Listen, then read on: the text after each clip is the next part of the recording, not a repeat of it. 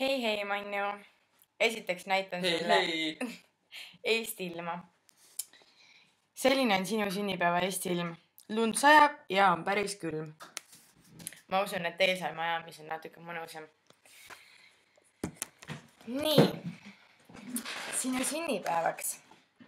Ma soovin, et sa kohtuksid eriti ägedate inimestega, et teil oleks korralik pidu. No ma usun, et te olete juba purjus selleks ajaks, kui sa seda näed, sest meil on kell praegu saamas 12 ja ma lähen kohe varsti kooli.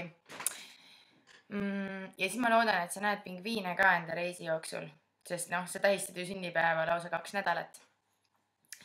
Siis ütle edasi Gretele, et mitte mingeid draamasid, on selge. Ja Riinule seda, et kõik ei suuda nii palju tekiilat juua kui sina, nii et proovi arvestada.